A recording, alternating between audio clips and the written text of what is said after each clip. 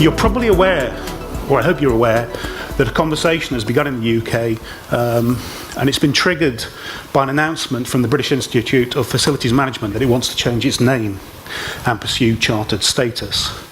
Is everybody aware of this? You generally are. They want to change the name to the Institute of Workplace and Facilities Management, and in a few weeks' time they're holding a vote on this. The reason why I've name-checked Chris is because he's one of the driving forces behind it.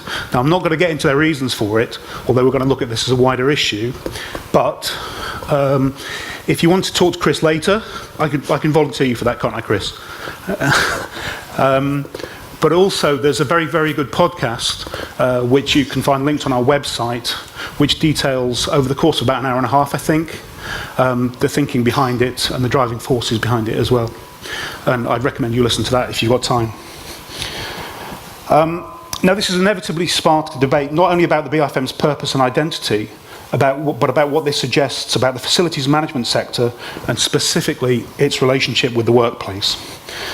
In particular, we're being asked to consider whether facilities management is part of the workplace ecosystem or vice versa, and which profession, typically designated as IT, HR and FM, is best placed to serve this new domain.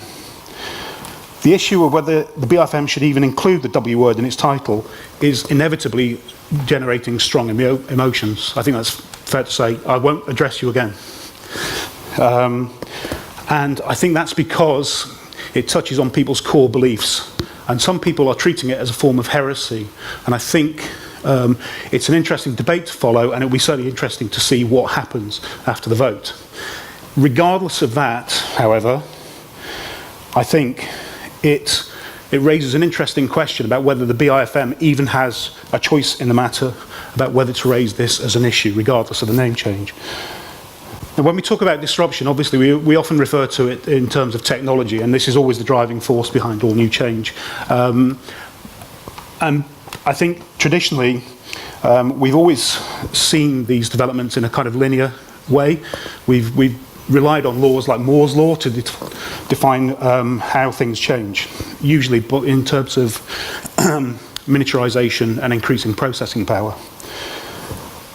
Guys like Jaron Lanier, who I'd recommend you read also, are talking about a new domain of technological development that will present us with a number of philosophical and ethical issues that we need to address, and one of these is related to the workplace.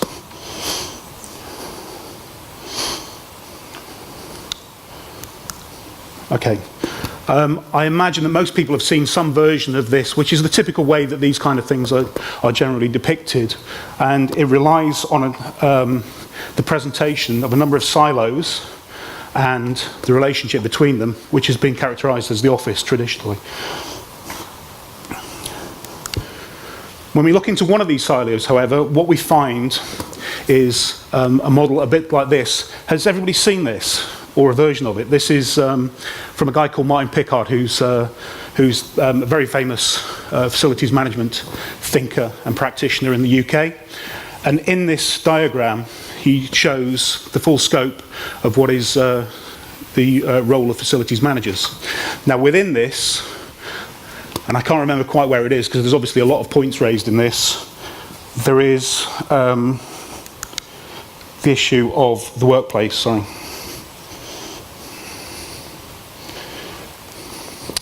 Now, one of the debates that began around this subject took place on LinkedIn, as is the case these days.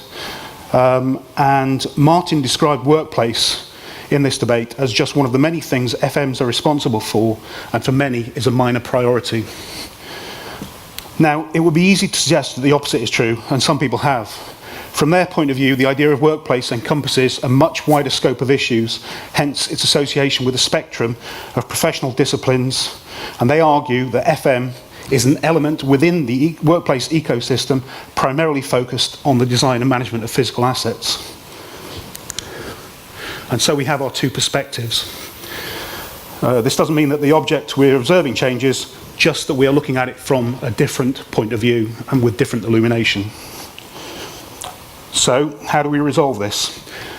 Well, one way is to draw some sort of line under the issue by agreeing to vote on it. But as we know in the UK, consensus can be very hard to come by. I was asked in my first conversation yesterday about Brexit, which is the way of these things these days for Brits, and we probably deserve it. But this is obviously a false statement, because when you ask people questions on single issues, you can sometimes end up with a schism as well as a resolution.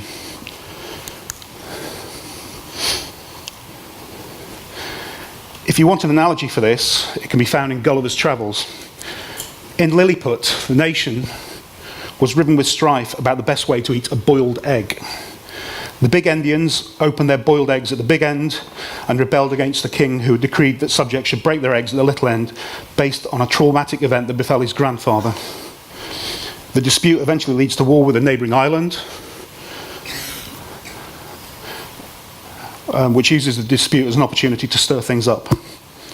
So when we apply this analogy to the current debate about what the FM is doing, from an outsider's perspective, it's easy to conclude that the FAC Endians and the work Endians, those are my terms, I don't think anybody else is using them, but you're welcome to share them as well, both have a point, but are misguided, and there's no need at all for the rancour.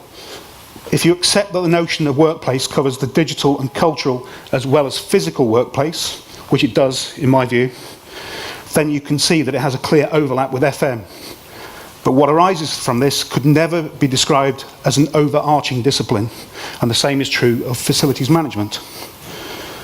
So the very idea of a distinct workplace discipline is a reflection of the way we work now.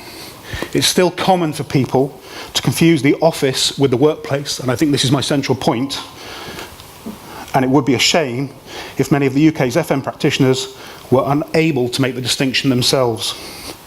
A workplace management discipline inherently accepts that the office is an important part of the workplace ecosystem, but it is just a part. Part of the problem that some people can have with this debate can be described in terms of the ancient philosophical idea of the telos, which was explored by many, amongst others Plato and Aristotle, depicted here. It refers to our ultimate goal in life, but it also comes with a trap. When we find ourselves in a role or place in the world, we can easily come to the conclusion that it was made for us, and we confuse telos with destiny. We use this to explain our place in the world, as well as the beguiling idea that because we so closely fit the world in which we live, we have been put here for that purpose. It's all for us. The flawed thinking behind this compelling idea was, in my opinion, best illustrated by the author Douglas Adams, and so he will have the final word. What he wrote was, imagine a puddle waking up one morning and thinking, this is an interesting world I find myself in, an interesting hole I find myself in. Fits me rather neatly, doesn't it? In fact, it fits me staggeringly well, may have been made to have me in it.